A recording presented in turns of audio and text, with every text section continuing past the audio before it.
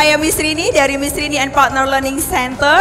Hari ini saya bersama dengan sidik jari, tes sidik jari. Kita mau bicara sedikit tentang sidik jari, apa dan bagaimana itu sidik jari. Kita juga akan kasih free demo hari ini. Oke, rekan saya hari ini ada Miss Henny.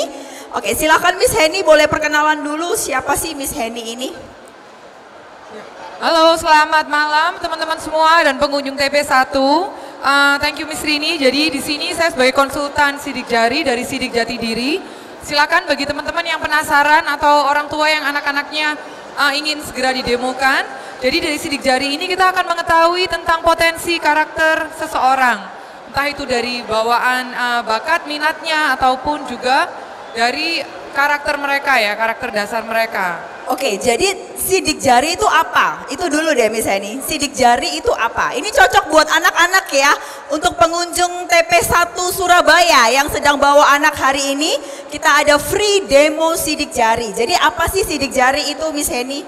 Ya, jadi pembentukan sidik jari itu dimulai dari saat bayi itu berada di janin tersebut berada di dalam perut ibu ya. Jadi pembentukan sidik jari itu bersamaan dengan pembentukan otak. Dari situ mereka melakukan studies, jadi ini sudah puluhan tahun ya, dari tahun 30-an, 20-an bahkan. Mereka menemukan korelasi antara bentuk sidik jari dengan potensi seseorang, bakat dan minat serta karakter seseorang. Oh, jadi dari sidik jari itu kita bisa tahu karena ada korelasinya, kita bisa tahu minat dan bakat seorang anak. Betul sekali. Bisa dari umur berapa ini? Mulai 8 bulan sudah bisa terbaca sidik jarinya. Oke, jadi kalau saya punya anak umur 4 tahun, saya bisa tahu ya, kira-kira minat bakat dia apa? Ya, potensinya di mana saja bisa kelihatan. Oke, kalau saya tadi baca bukunya, ada buku hasil reportnya, itu ada kurang lebih 19 halaman, 16 aspek. Apa aja sih 16 aspek itu? Ya, jadi kita bisa tahu gaya belajar anak-anak kita bisa tahu cara mengajarinya. Yang beberapa hal yang sangat penting itu adalah bagaimana anak kita mempunyai daya tahan otak dan daya tahan mental saat ada tekanan atau stres. Itu banyak sekali anak-anak sekarang tuh yang mungkin sering bosan atau malah gampang tertekan, itu yang sangat penting ya. Itu salah satunya sih. Di lain itu kita juga bisa tahu pemilihan penjurusan yang sangat detail. Oh wow, ini menarik ya. Jadi kalau hari ini Bapak Ibu pengunjung tunjungan Plaza 1 lagi struggling, lagi ada masalah, lagi bingung kira-kira anakku ini nanti kalau besar mau kuliah apa atau mau ngambil jurusan apa. Wah, kita bisa tahu nih, kita punya gambaran dari sidik jari mereka ya yang akan kita tes sekali nanti ya. Wow, luar biasa. Terus Miss Henny, kalau orang dewasa bisa juga nggak ini ya? Sangat bisa sekali untuk orang dewasa. Sebagai orang tua, jadi kita bisa menyamakan, menyelaraskan parenting style kita dengan frekuensi anak-anak kita. Yang belum menikah pun ataupun yang tidak memerlukan sebagai parenting juga masih tetap bisa mengetahui bakat minat ya, mungkin masih butuh juga. Masih butuh ya, oke. Kita udah punya beberapa experience, ada beberapa orang dewasa yang mengambil sidik jari karena mereka masih bingung kira-kira mau karirnya gimana, mau seperti apa. Bahkan ada juga yang masih belum mengenali dirinya. Luar biasa, jadi sekali lagi untuk pengunjung di Tunjungan Plaza TP1 yang pengen tahu minat bakat anaknya, potensi anaknya, karakter anaknya, gaya belajar anaknya, supaya bisa selaras dengan secara genetikal ya, secara genetikal bisa melakukan free demo sidik jari. Hari ini khusus spesial kita akan demokan di depan panggung ya. Ya. Oke, kita akan demokan di depan panggung. Miss Henny akan kasih free demo sidik jari. Siapa yang berminat di sini? Oh oke, boleh satu anak, silahkan. Kita akan demokan, kita akan tahu cara kerja sidik jari seperti apa ya. Ya, jadi dalam prosesnya ada pengambilan sidik jari 10 jari dengan alat seperti ini ya, Bapak Ibu, pengunjung TP1 dan teman-teman semua yang di sini. Ibu usia berapa anaknya? 4 tahun. Sudah sekolah atau belum? Iya. Oke, kita ini bukan ahli nujum ya, ini juga bukan ramalan bintang, ini bukan zodiak, ini bukan tarot atau sebagainya. Kita mau lihat ya Bu, nanti kalau benar Ibu katakan benar ya, sesuai nggak kira-kira dengan kondisi anaknya saat ini. Siapa namanya? Bintang. Wah, pinternya namanya Bintang. Bintang usianya 4 tahun. Buat teman-teman atau pengunjung yang melihat ya, jadi di sini ada kita pakai scanner. Jadi ini walaupun ilmunya udah ilmu yang sudah lama, harusnya sampai ratusan tahun yang lalu sudah ada sejarahnya, tapi yang dipatenkan itu sekitar tahun 1920-an. Nah, sekarang dengan teknologi kita bisa masukkan ke dalam software. Sebentar, saya harus baca dulu. Jadi analisanya itu lumayan detail ya Bapak Ibu ya. Kita butuh untuk melihat dari segi derajatnya, dari segi bentuknya. Yang bisa kita baca secara sekilas pada saat demo adalah landasan motivasi. Landasan motivasi itu meliputi apa aja? Kita melihat cara seseorang itu berkomunikasi, bertindak, beradaptasi, bersosialisasi, berpikir, dan juga bagaimana manajemen dirinya gitu. Apakah anak ini pede atau tidak, anak ini punya kedisiplinan atau ketahanan yang seperti apa, oke? Di sini kita punya bintang yang sangat luar biasa, udah berani mau naik ke atas panggung ya, luar biasa bintang. Oke, kita lihat di sini ya Bu ya. Dari udah kelihatan atau belum ya, bintang ini tipe anak pada saat dia bersosialisasi itu bisa dekat dengan seseorang saat dia merasa percaya. Nah, tipe anak yang seperti ini kalau mesin itu butuh dipanasin dulu gitu loh Bu. Jadi nggak bisa langsung dekat. Dia harus membangun yang namanya trust atau rasa percaya. Apakah itu sudah terlihat? Maksudnya pada saat dia di tempat yang baru, dia akan mengamati dulu dan biasanya akan butuh beberapa kali mungkin kalau itu sesuatu tempat yang dia merasa belum bisa langsung nyaman gitu. Jadi sosialisasinya terlihat di sini ini untuk mendalami suatu relasi dia butuh rasa percaya. Itu yang pertama. Ada feedback mungkin? Nggak seberapa paham saya, kadang dia di sekolah itu nggak mau dilepas, mintanya saya tunggu, jadi repot. Pasti, karena kan yang sudah dipercayai kan mamanya kan pasti. Jadi di tempat yang baru dia pasti akan butuh waktu untuk pemanasan. Nah, ini saya mau tekankan ya, banyak orang tua itu merasa anakku tuh kalau dia tidak mau menyapa orang baru, kita menganggap anak-anak kita tuh enggak sopan. Paham ya? Itu loh, ayo disapa, ayo disapa. Tidak semua anak bisa seperti itu. Misal si Bintang akan bertemu dengan pamannya yang belum pernah ketemu sebelumnya, mungkin tinggalnya di luar kota atau di luar pulau. Cara pemanasannya gimana Bu? Jadi kira-kira 1 minggu sebelumnya tuh kita sudah cerita tentang beliau. Siapakah beliau, mereka itu ngapain aja, mereka punya apapun tentang orang tersebut. Biasanya adaptasinya nanti akan lebih cepat seperti itu. Dari segi sosialisasi, kalau Bintang ini kepingin diterima dan kepingin merasa nyaman. Jadi dari segi sosialisasi, kalau dia mungkin nemu satu teman yang dia merasa nyaman, itu dia bisa membaur, bisa terbuka. Untuk menjadikan orang-orang di sekitarnya dia orang yang dia percayai, itu yang butuh waktu. Biasanya seperti itu. Itu yang terlihat di sini ya. Nah, cara komunikasinya di sini ini adalah gabungan antara kognitif dan dual afektif. Maksudnya apa itu? Jadi ada landasannya lebih ke arah logika kalau komunikasi. Anak yang logika itu biasanya kalau dia suka sama topiknya, dia akan mendominasi percakapannya. Nah, karena logika, kalau dia merasa tidak butuh, orang ngomong ke dia pun mungkin nggak dianggap. Gitu, itu kelihatan nggak ya? Ya, dia suka nyanyi. Jadi sebelum disuruh dia maju. Oh, karena dia suka nyanyi, jadi dia sudah langsung pasti mendahului. Biasanya seperti itu. Kalau kita bilang logika itu korelasinya sama ego. Bukan egois ya, kalau egois itu kalau udah kebablas, karena ego itu lebih ke arah apa benefit untuk aku, tujuannya untuk aku apa. Jadi pada saat dia berkomunikasi, dia ingin sekali mengetahui manfaatnya apa, aku harus menyampaikan ini, atau manfaatnya apa, aku harus mendengarkan informasi ini. Kalau dia sudah tahu, dia akan memilih, oh iya memang penting, dan dia akan mendengarkan, seperti itu. Atau dia merasa ini penting, dia akan menyampaikan, seperti itu. Nah, yang di sini yang terlihat menggunakan perasaan, bahasanya mut-mutan itu pada saat tindakannya dia ini kalau pas lagi seneng, suasana hatinya seneng gitu, dia pasti akan sangat tekun ya, melakukan sesuatu hal itu bisa sangat rajin gitu. Tapi pada saat dia lagi nggak mood ya mungkin dia disuruh pun ya nggak mau. Itu dari segi tindakannya tergantung suasana hati. Karena Bintang ini bukan 100% feeling, bukan 100% logika, pendekatannya kita bisa lumayan kreatif sih Bu. Jadi kadang kita bisa pakai yang hubungannya dengan feeling, kita bisa bilang, kamu nggak kasihan ta, 1, 2, 3, gitu biasanya bisa. Atau kita bisa kasih pujian juga bisa, itu hubungannya dengan hati. Nah, kalau kita mau masuk ke logikanya dia, kita pakai reward.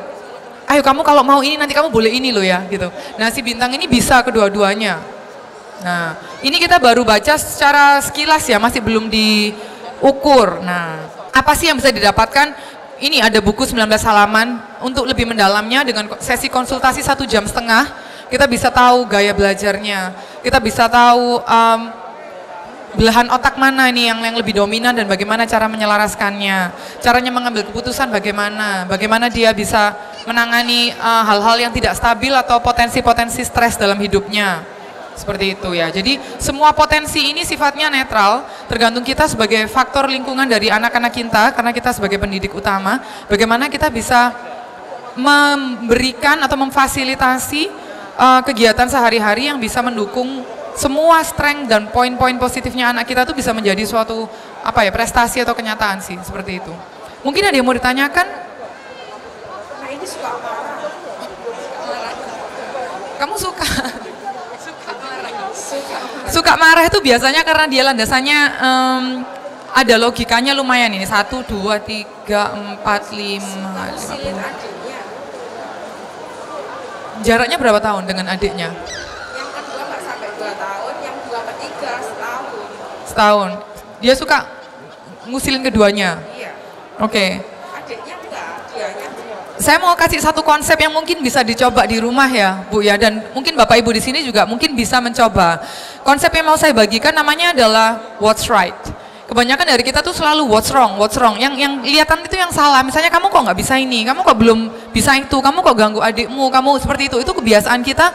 Kita nggak lega kalau kita tidak menyampaikan kekurangan atau kesalahan dari orang-orang di sekitar kita. Nah, marilah kita sekarang mulai melihat, karena biasanya pada saat seseorang itu mempunyai perilaku-perilaku yang nge-trigger kita ya, kita jadi lebih emosi atau lebih marah. Mungkin karena itu tadi, ini kalau untuk Bintang mungkin karena dia merasa kok perhatiannya terbagi, bisa juga seperti itu. Nah, pada saat dia anteng-anteng aja atau baik-baik aja atau melakukan tugas-tugasnya, mungkin dia malah nggak diperhatikan karena kita ngelihatnya, oh dia udah genah bahasanya gitu ya. Nah, pada saat dia ngusilin, kok malah mama ini noleh ke aku. Berarti dia akan mendapatkan suatu bentuk perhatian. Salah satu spesialisasi saya juga lebih ke arah berkomunikasi dengan alam bawah sadar kita masing-masing ya. Jadi alam bawah sadar kita tuh tidak menyadari bedanya perhatian positif ataupun negatif. Yang bentuknya perhatian, ya perhatian aja. Nah, bagaimana caranya supaya kita memberikan sesuatu yang positif, itu tadi yang what's right.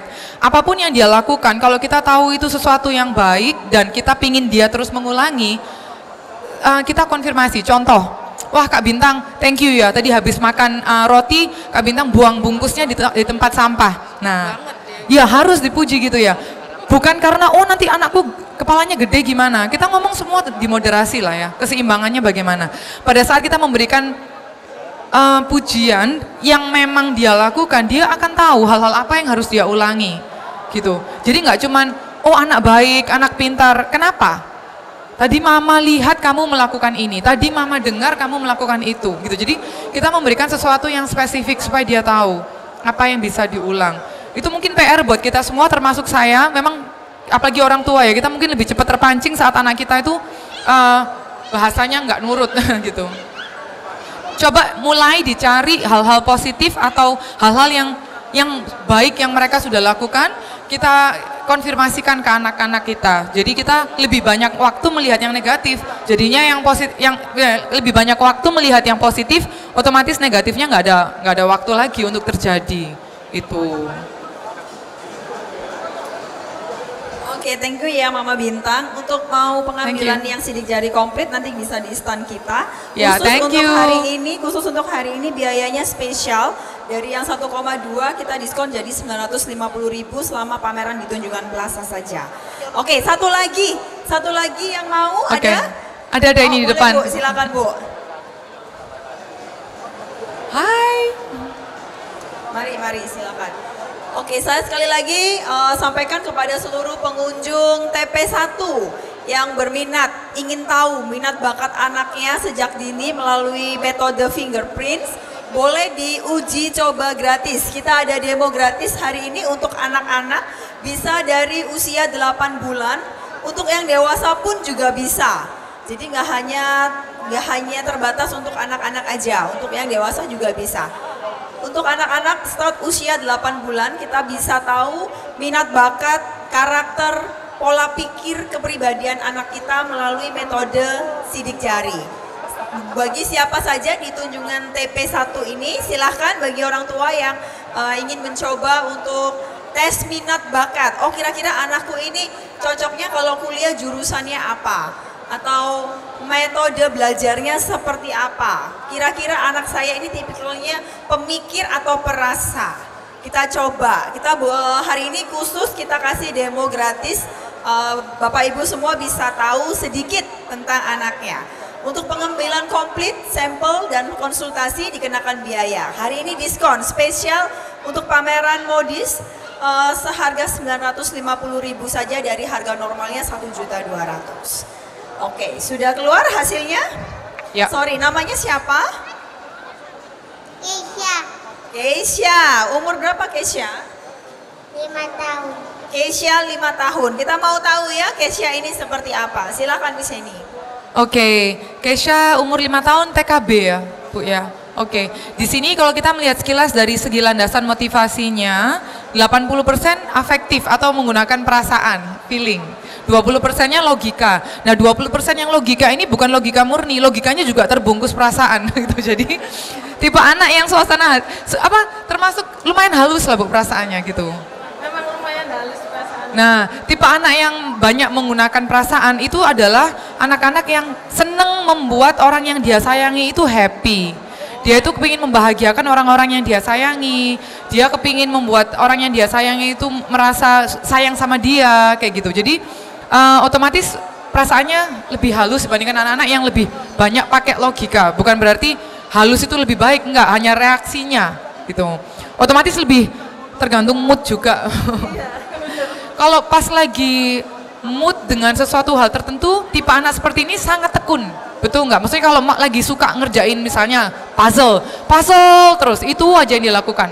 Atau mungkin gambar terus gitu. Ya, kalau misalnya lagi moodnya gambar itu bisa pulang sekolah gambar. Kadang kalau moodnya lagi ngerjain matematika gitu, belajar matematika terus. Kadang-kadang kelewatan jam makan, jam itu ya. Iya, karena apa? Dorongannya dari hati. Gitu, ini tipe anak yang tekun. Kita bisa melihat, aduh kamu kerja keras sekali sih, kamu kok kasihan. Mereka nggak merasa capek, karena mereka seneng. Landasannya seperti itu. Nah, terus juga ini kan masih belum SD ya, nanti mungkin bisa diperhatikan atau mungkin kalau nanti belajar hal-hal lain di luar sekolah. Tipe anak yang banyak menggunakan perasaan, kalau misalnya dia tidak bisa menguasai suatu hal tertentu, belum tentu dia tidak bisa. Biasanya lebih dilihat dulu gurunya atau pelatihnya, karena atau teman-teman lingkungannya. Anak-anak yang menggunakan perasaan ini lebih condong ke relasi sosial. Jadi kalau dia ngerasa gurunya mungkin kurang memperhatikan dia atau dia merasa nggak cocok sama teman-temannya, itu bisa ngefek di hasil dari apa yang dia kerjakan. Misalnya dia dileskan menggambar gitu ya, tiba-tiba aku nggak mau les lagi, aku nggak suka. Bukan berarti dia tidak berbakat di sana, mungkin dia nggak cocok dengan gurunya, itu bisa juga seperti itu. Ya memang benar, waktu itu kan saya leskan mata pelajaran privat di rumah, terus gurunya itu kadang kalau dia nggak fokus tuh ditusuk pakai pensil, tapi niatnya nggak tusuk gitu loh. Habis itu dia tuh bilang gini, aku loh mau ditusuk pakai pensil, nggak sengaja mungkin Bu Devi. Enggak, itu saya sampaikan, kamu bilang ke Bu Devi, aku nggak suka ditusuk kayak gini, bilang yang baik gitu. Nggak mau, aku nggak mau les sama Bu Devi. Saya sampaikan ke gurunya, Bu Devi maaf, ini katanya ditusuk pensil. Nggak sengaja, mas, saya kira pensilnya gundul gitu. Iya, jadi itulah kenapa saya bekerja sama dengan Miss Rini ya, karena kami juga menyediakan jasa untuk les privat pelajaran. Nah itu dari tim guru kami di Miss Rini juga akan sangat terbantu dengan hasil tes ini gitu. Jadi kita bisa tahu oh gaya belajar yang seperti apa yang cocok untuk anak didik kami ya, seperti itu. Dari segi komunikasi nih kalau si Keisha ya, walaupun dia juga bisa emosional nih kalau berkomunikasi, tapi kalau dia udah seneng dengan cerita tertentu itu lumayan kronologis, perfeksionis. Dia kalau mau menceritakan itu dari awal sampai akhir, kadang kita udah kayak nggak merhatiin dia masih belum selesai ngomong. Itu betul kayak gitu nggak ya, Miss? Iya, kalau cerita itu mesti panjang banget. Jadi kalau misalnya saya bilang iya Kak, kamu udah dengerin, belum, ini dengerin dulu sampai bosan. Iya, pasti. Itu salah satu, ini ada titik perfeksionismenya di komunikasi seperti itu. Dia ingin menyampaikan secara detail sesuai dengan kesempurnaannya dia gitu. Jadi itu mesti dipahami. Nah hal-hal seperti ini nanti kita bisa tahu apakah ini hanya berbakat saja ataukah memang ada minatnya, bagian mana saja yang bisa kita fasilitasi agar lebih cepat perkembangannya. Kita bisa lihat kalau kita teskan yang full. Seperti itu bisa membantu. Istilahnya kalau kita mau coba-coba, mungkin kita mau les-leskan berapa hal gitu, banyak hal ya. Mungkin kalau kita sudah dapatkan hasilnya ini, kita leskan 2 atau 3 macam dan itu sangat tertarget. Gitu, kita bisa lihat hasilnya. Mungkin ada yang mau ditanyakan? Memang itu dia itu kadang apa namanya kalau misalnya memang modelnya itu suka jarak adiknya gitu loh. Sama kayak yang bintang tadi mungkin ya. Kembali lagi ke perhatian ya Bu ya. Tapi saya mikirnya gini, apa karena perhatiannya kebagi sama adiknya jadinya dia itu kayak caper, habis itu kadang cerita itu berulang-ulang diceritain lagi saya dan bilang, Iya. Kak sudah, Kak cerita ini sudah diceritain kemarin, Iya. kok cerita lagi. Iya, jadi usahakan sebelum anaknya mencari perhatian ke kita yang sudah notice dulu, kita yang sudah mengarahkan energi dan perhatian kita untuk melihat anak ini melakukan apa. Sesuatu yang dia lakukan walaupun itu normal menurut kita, tapi ya nggak apa-apa daripada kita memberi perhatian saat kita ngomelin aja. Mendingan kita juga kasih perhatian pada saat dia melakukan sesuatu yang baik, itu kita langsung kasih tahu, kita konfirmasikan. Jadi kita isi tangki perhatiannya dia. Dalam hasil ini juga ada yang namanya bahasa kasih. Jadi kita tahu apa yang membuat dia tuh merasa bahwa dia ini disayangi. Belum tentu lewat kata-kata aja, bisa juga dari waktu yang berkualitas, bisa juga dari hadiah, seperti itu. Kita mesti tahu juga bahasa kasihnya mereka. Iya, makasih. Bye Kesha.